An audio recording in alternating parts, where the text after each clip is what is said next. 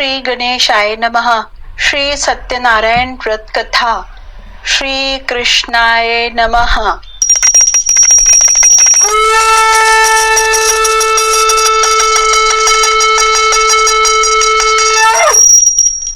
श्री सत्यनारायण व्रत कथा पूजन सामग्री एवं विधि। कंदली स्तंभ, आम्र पल्लव, पंच पल्लव, सुवर्ण प्रतिमा, कलश, यज्ञोपवीत, पंचरत्नानि, वस्त्राणि, तांडूलानि, कर्पूरम, रौली, धूपम, दीपम, पुष्पाणि, माला, तुलसी दलम, श्रीफलम, तांबूल दलानि, पुंगी फलानि, नाना ऋतु फलानि, पंचामृत पदार्थ, दुग्ध, दही, धृत, मधु, शर्करा, पुण्यावाचन कलशः, भगवदर्थे पात्रम, रंगावल्यार्थ रंगा। पूजा विधि। व्रत करने वाला पूर्णिमा व संक्रांति के दिन सायंकाल के समय स्नान आदि से निवृत्त होकर पूजा स्थान में आसन कर बैठकर श्री गणेश, गौरी, वरुण, विष्णु आदि सब देवताओं का ध्यान करके पूजन करें और संकल्प करें कि मैं श्री सत्यनारायण स्वामी का पूजन व कथा श्रवण सदैव करूंगा। पुष्प हाथ में लेकर श्री सत्यनारायण का ध्यान करें। यज्ञोपवीत पुष्प नैवेद्य आदि से युक्त होकर स्तुति करें। हे भगवान, मैंने श्रद्धा पूर्वक फल जल आदि सब सामग्री आपके अर्पण की है, इसे स्वीकार कीजिए। आपदाओं से मेरी रक्षा कीजिए। मेरा आपको बारंबार नमस्कार है। इसके बाद श्री सत्यनारायण की कथा पढ़ें अथवा श्रवण करें। विष्णु जी की स्तुति। शांताकारं भुजगशयनं पद्मनाभं सुरेशं विश्वाधारं गगनसदृशं मेघवर्णं शुभांगं लक्ष्मीकान्तं कमलनयनं योगिभिर्ध्यानगमयं वन्दे विष्णुं भवभयहरणं सर्वलोकैकनाथम्।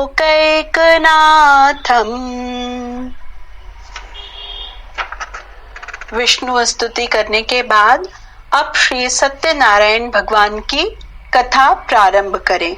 प्रथम अध्याय। एक समय नैमिषारण्य तीर्थ में शौनकादि 88,000 ऋषियों ने श्री सूत जी से पूछा, हे प्रभु, इस कलयुग में वेद विद्या रहित मनुष्यों को प्रभु भक्ति किस प्रकार मिलेगी तथा उनका उद्धार कैसे होगा? हे मुनि श्रेष्ठ, कोई ऐसा तप कहिए जिसमें थोड़े समय में पुण्य प्राप्त हो तथा मनवांछित फल भी मिले। वह कथा सुनने की हमारी प्रबल इच्छा है। सर्वशास्त्र ज्ञाता श्री सूत जी बोले, हे वैष्णवों में पूज्य, आप सबने प्राणियों के हित की बात पूछी है। अब मैं उस श्रेष्ठ व्रत को आप लोगों से कहूंगा जिस व्रत को नारद जी ने श्री लक्ष्मी नारायण भगवान से पूछा था और श्री लक्ष्मीपति ने मुनि श्रेष्ठ नारद जी से कहा था। यह कथा ध्यान से सुने। एक समय योगीराज नारद जी दूसरों की हित की इच्छा से अनेक लोकों में घूमते हुए मृत्यु लोक में आ पहुंचे। यहाँ अनेक योनियों में जन्मे हुए प्रायः सभी मनुष्यों को अपने कर्मों द्वारा अनेकों दुखों से पीड़ित देखकर विचार करने लगे कि किस यत्न के करने से निश्चय ही मानवों के दुखों का नाश हो सकेगा। ऐसा मन में सोचकर भगवान नारद विष्णु लोक को गए। वहाँ श्वेत वर्ण और 4 भुजाओं वाले देवों के ईश नारायण का, जिनके हाथों में शंख, चक्र, गदा और पद्म थे तथा वरमाला पहने हुए थे, देखकर स्तुति करने लगे। हे भगवान, आप अत्यंत शक्ति से संपन्न हैं। मन तथा वाणी भी आपको नहीं पा सकती। आपका आदि मध्य अंत नहीं है। निर्गुण स्वरूप सृष्टि के कारण भक्तों के दुखों को नष्ट करने वाले हो। आपको मेरा बारंबार नमस्कार है। नारद जी से इस प्रकार की स्तुति सुनकर विष्णु भगवान बोले, हे मुनि श्रेष्ठ, आपके मन में क्या है? आपका किस काम के लिए आगमन हुआ है? निसंकोच कहो। तब नारद मुनि बोले, मृत्यु लोक में सब मनुष्य जो अनेक योनियों में पैदा हुए हैं, अपने अपने कर्मों के द्वारा अनेक प्रकार के दुखों से दुखी हो रहे हैं। हे नाथ, मुझ पर दया रखते हो तो बताइए कि उन मनुष्यों के सब दुख थोड़े से ही प्रयत्न से कैसे दूर हो सकते हैं। श्री भगवान जी बोले, हे नारद, मनुष्यों की भलाई के लिए तुमने बहुत अच्छी बात पूछी है। जिस काम के करने से मनुष्य मोह से छूट जाता है वह मैं कहता हूँ, सुनो। बहुत पुण्य देने वाला स्वर्ग तथा मृत्यु लोक दोनों में दुर्लभ या उत्तम व्रत है। आज मैं प्रेमवश होकर तुमसे कहता हूँ, श्री सत्यनारायण भगवान का यह व्रत अच्छी तरह विधान पूर्वक संपन्न करके मनुष्य तुरंत ही यहाँ सुख भोग कर मरने पर मोक्ष को प्राप्त होता है। श्री भगवान के वचन सुनकर नारद मुनि बोले कि उस व्रत का क्या फल है, क्या विधान है, किसने यह व्रत किया है और किस दिन यह व्रत करना चाहिए। हे भगवान, मुझसे विस्तार से कहो। भगवान बोले, दुख शोक आदि को दूर करने वाला यह व्रत सब स्थानों पर विजयी करने वाला है। भक्ति और श्रद्धा के साथ किसी भी दिन मनुष्य श्री सत्यनारायण की शाम के समय ब्राह्मणों और बंधुओं के साथ धर्म परायण होकर पूजा करें। भक्ति भाव से नैवेद्य, केले का फल, घी, दूध और गेहूं का चूर्ण सवाया लेवें। गेहूं के अभाव में साठी का चूर्ण, शक्कर अथवा गुड़ ले और भक्ति भाव से भगवान को अर्पण करें। बंधु बांधवों सहित ब्राह्मणों को भोजन करावें, पश्चात स्वयं भोजन करें। रात्रि में नृत्य गीत आदि का आयोजन कर श्री सत्यनारायण भगवान का स्मरण करता हुआ समय व्यतीत करें। इस तरह व्रत करने पर मनुष्यों की इच्छा निश्चय ही पूरी होती है। विशेषकर कलिकाल में मृत्यु लोक पर यही मोक्ष का सरल उपाय है। इति श्री सत्यनारायण व्रत कथा का प्रथम अध्याय संपूर्ण।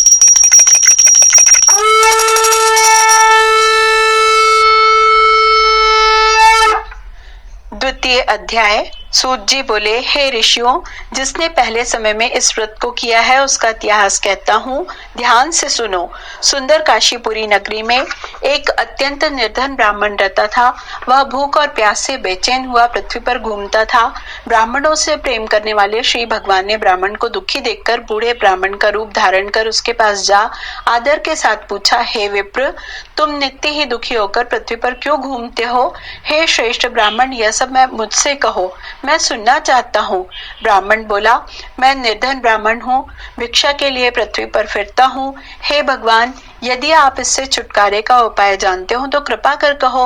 वृद्ध ब्राह्मण बोला कि श्री सत्यनारायण भगवान मनवांछित फल देने वाले हैं, इसलिए हे ब्राह्मण, तू उनका पूजन कर, जिनके करने से मनुष्य सब दुखों से मुक्त होता है। ब्राह्मण को व्रत का सारा विधान बतलाकर बूढ़े ब्राह्मण का रूप धारण करने वाले श्री सत्यनारायण भगवान अंतर्ध्यान हो गए। जिस व्रत को वृद्ध ब्राह्मण ने बतलाया है मैं उसको करूंगा, यह निश्चय करने पर उस वृद्ध ब्राह्मण को रात में नींद नहीं आई। वह सवेरे उठकर श्री सत्यनारायण भगवान के व्रत का निश्चय कर भिक्षा के लिए चल दिया। उस दिन उसको भिक्षा में बहुत सा धन मिला, जिससे बंधु बांधवों के साथ उसने श्री सत्यनारायण का व्रत किया। इसके करने से वह विप्र सब दुखों से छूटकर अनेक प्रकार की संपत्तियों से युक्त हुआ। उस समय से वह विप्र हर मास व्रत करने लगा। इस तरह श्री सत्यनारायण भगवान के व्रत को जो करेगा वह सब पापों से छूटकर मोक्ष को प्राप्त होगा। आगे जो पृथ्वी पर सत्यनारायण भगवान का व्रत करेगा वह मनुष्य सब दुखों से छूट जाएगा। इस तरह नारद जी से नारायण का कहा हुआ यह व्रत मैंने तुमसे कहा। हे विप्रो, मैं अब और क्या कहूँ? ऋषि बोले, हे मुनीश्वर, संसार में इस विप्र से सुनकर किस किसने इस व्रत को किया हम सब सुनना चाहते हैं, इसके लिए हमारे मन में श्रद्धा है। सूत जी बोले, हे मुनियों, जिसने इस व्रत को किया है वह सब सुनो। एक समय यह वृद्ध ब्राह्मण धन और ऐश्वर्य के अनुसार बंधु बांधवों के साथ व्रत करने को तैयार हुआ। उसी समय एक लकड़ी बेचने वाला बूढ़ा आदमी आया और बाहर लकड़ियों को रखकर विप्र के मकान में गया।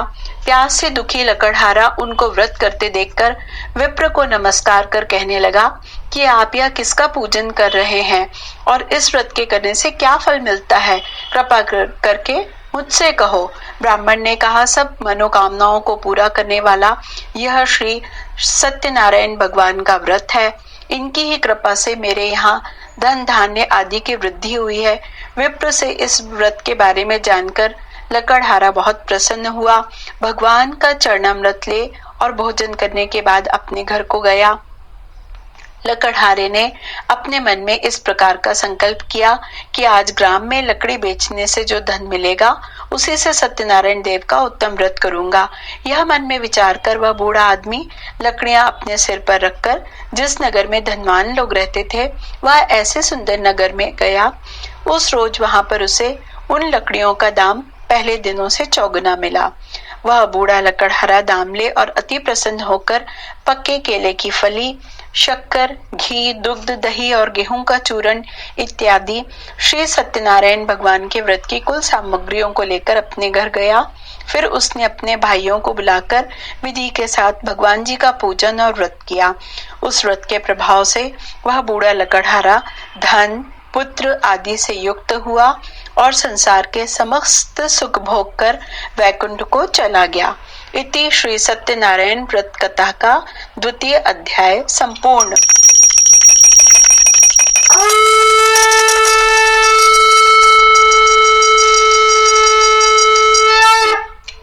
तृतीय अध्याय।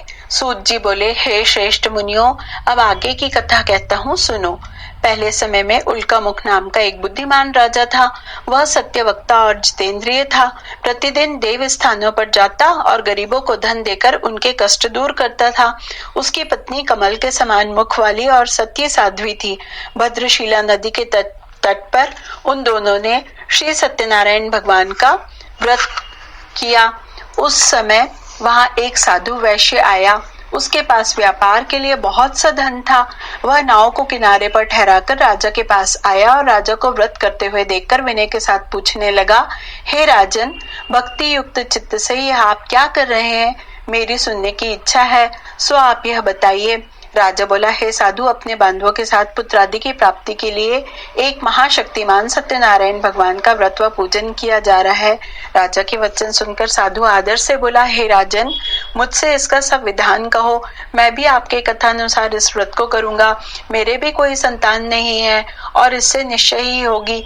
राजा से सब विधान सुन व्यापार से निवृत्त हो वह आनंद के साथ घर गया।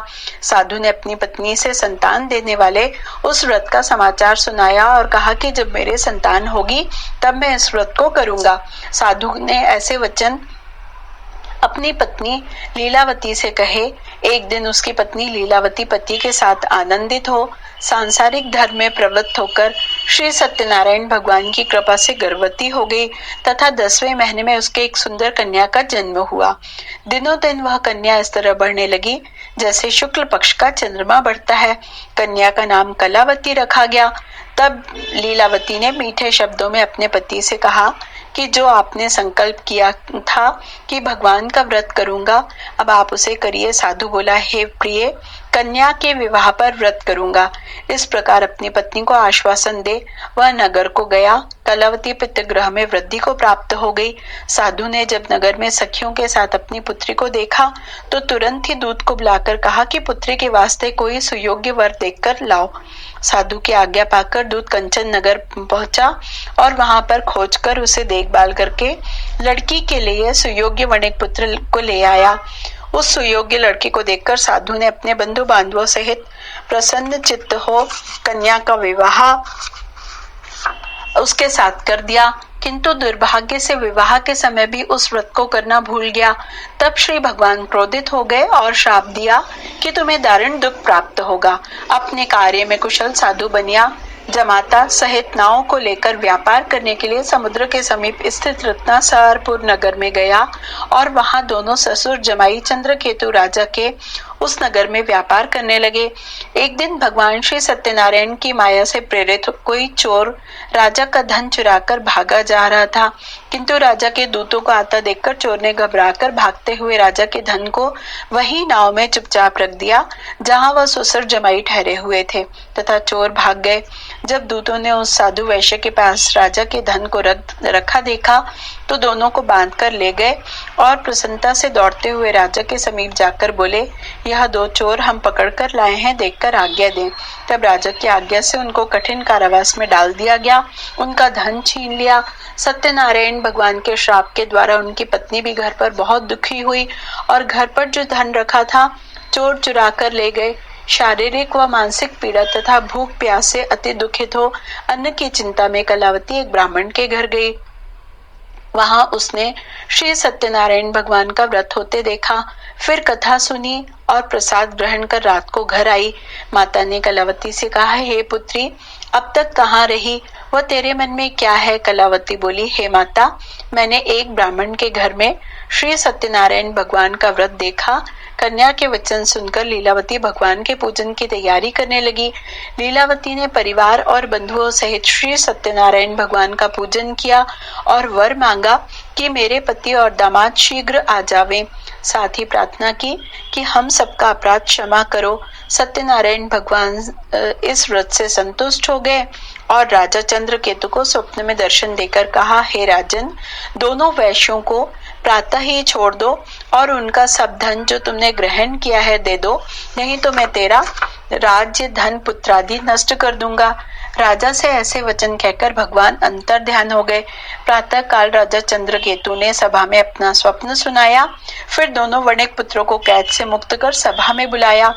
दोनों ने आते ही राजा को नमस्कार किया। राजा मीठे वचनों से बोला, हे महानुभावों, भावी वर्ष ऐसा कठिन दुख प्राप्त हुआ है, अब तुम्हें कोई भय नहीं है। ऐसा कहकर राजा ने उनको नए नए वस्त्राभूषण पहनाए तथा उनका जितना धन लिया था उससे दूना धन देकर आदर से विदा किया। दोनों वैश्य अपने घर को चल दिए। इति श्री सत्यनारायण व्रत कथा का 3य अध्याय संपूर्ण।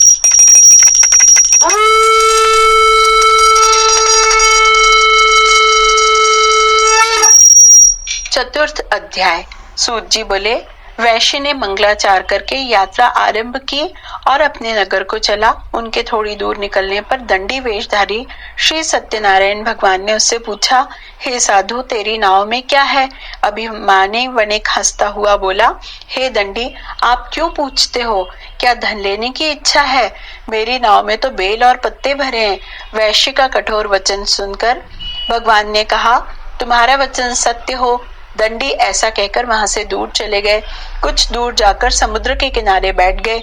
दंडी के जाने पर वैश्य ने नित्य क्रिया करने के बाद नाव को ऊंची उठी देखकर अचंभा किया तथा नाव में बेल पत्ते आदि देखकर मूर्छित हो जमीन पर गिर पड़ा। फिर मूर्छा खुलने पर अत्यंत शोक प्रकट करने लगा। तब उसका दामाद बोला कि आप शोक न करें, यह दंडी का श्राप है, अतः उनकी शरण में चलना चाहिए, तभी हमारी मनोकामना पूरी होगी।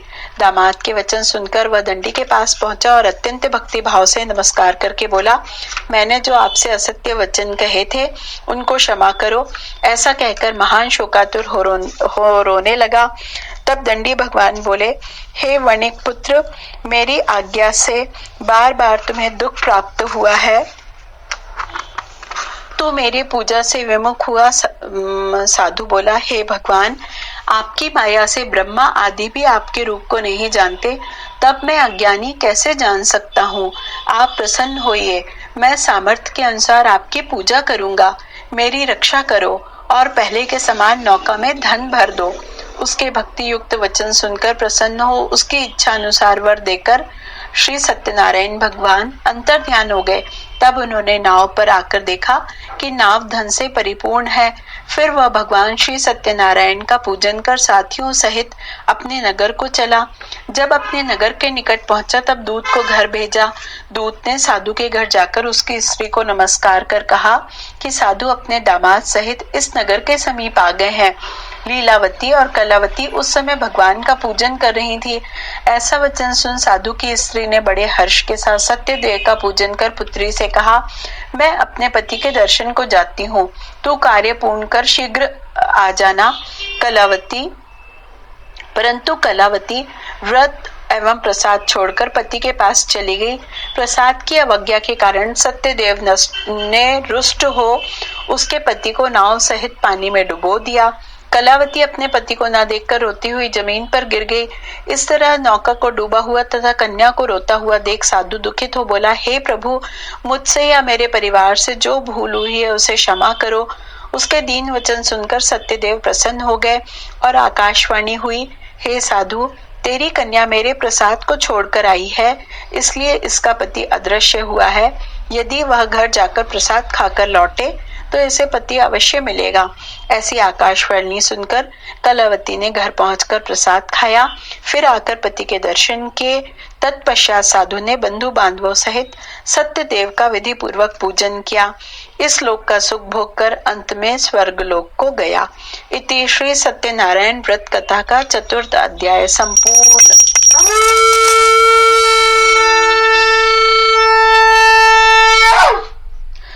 पंचम अध्याय। सूत जी बोले, हे ऋषियों, मैं और भी कथा कहता हूँ, सुनो। प्रजा पालन में लीन तुंगध्वज नाम का एक राजा था। उसने भी भगवान का प्रसाद त्याग कर बहुत दुख पाया। एक समय वन में जाकर वन्य पशुओं को मारकर बड़ के वृक्ष के नीचे आया। वहां उसने ग्वालों को भक्ति भाव से बांधवों सहित श्री सत्यनारायण का पूजन करते देखा। राजा देखकर भी अभिमानवश वहां नहीं गया और न ही नमस्कार ही किया। जब ग्वालों ने भगवान का प्रसाद उसके सामने रखा तो वह प्रसाद त्याग कर अपनी नगरी को चला गया। वहां उसने अपना सब कुछ नष्ट पाया तो वह जान गया कि यह सब भगवान ने किया है। तब वह विश्वास कर ग्वालों के समीप गया और विधि पूर्वक पूजन कर प्रसाद खाया तो सत्यनारायण देव की कृपा से सब कुछ पहले जैसा ही हो गया। फिर दीर्घ काल तक सुख भोग कर मरने पर स्वर्ग लोक को गया। जो मनुष्य इस परम दुर्लभ व्रत को करेगा, भगवान की कृपा से उसे धन धान्य की प्राप्ति होगी। निर्धन धनी और बंदी बंधन से मुक्त होकर निर्भय हो जाता है। संतानहीनों को संतान प्राप्ति होती है तथा सब मनोरथ पूर्ण होकर अंत में श्री वैकुंठ धाम को जाता है। जिन्होंने पहले इस व्रत को किया, अब उनके दूसरे जन्म की कथा कहता हूँ। वृद्ध शतानंद ब्राह्मण ने सुदामा का जन्म लेकर मोक्ष को पाया। उल्का मुख नाम का राजा दशरथ होकर वैकुंठ को प्राप्त हुआ। साधु नाम के वैश्य ने मोर ध्वज बनकर अपने पुत्र को आरे से चीरकर मोक्ष को प्राप्त किया। महाराज तुंगध्वज ने स्वयंभू मनु हुए भगवान में भक्ति युक्त हो कर्म कर मोक्ष को प्राप्त किया। इति श्री सत्यनारायण व्रत कथा का 5th अध्याय संपूर्ण।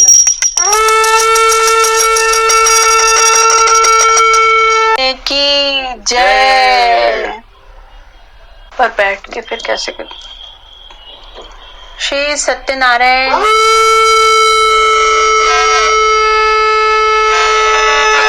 लक्ष्मी रमणा स्वामी जय लक्ष्मी रमणा श्री सत्यनारायण स्वामी सत्यनारायण स्वामी जनपातक हरणा ओम जय लक्ष्मी रमणा रत्न जटित सिंहासन अद्भुत छवि राजे स्वामी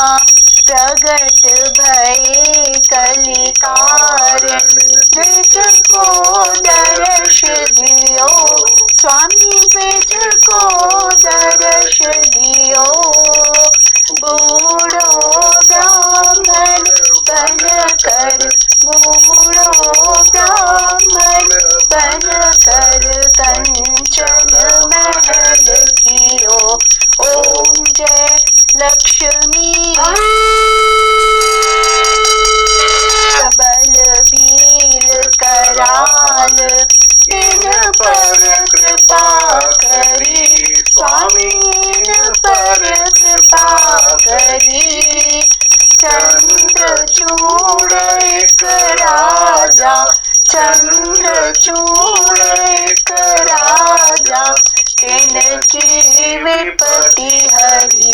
ओम जय लक्ष्मी। वैश्य मनोरथ पायो, श्रद्धा तज दीनी, स्वामी श्रद्धा तज दीनी। सो फल भोग्यो प्रभु जी, सो फल भोग्यो प्रभु जी, फिर स्तुति कीनी। ओम जय लक्ष्मी। भक्ति के कारण छिन छिन रूप धरो, स्वामी छिन छिन रूप धरो। श्रद्धा धारण कीनी, श्रद्धा धारण कीनी, तिनके काज सयो। ओम जय लक्ष्मी रमणा। संग राजा वन में भक्ति करी, स्वामी वन में भक्ति करी। मन वांछित फल दीना, मन वांछित फल दीना, दीन दयाल हरि। ओम जय लक्ष्मी रमणा। चरत प्रसाद सवायो, कदली फल मेवा, स्वामी कदली फल मेवा। धूप दीप तुलसी से, धूप दीप तुलसी से, राजी सत्य देवा। ओम जय लक्ष्मी रमणा। श्री सत्य नारायण स्वामी जी की आरती जो कोई धन गावे, स्वामी जो कोई नर गावे। कहत शिवानंद स्वामी, जपत हरि हर स्वामी, मन वांछित फल पावे। ओम जय लक्ष्मी रमणा।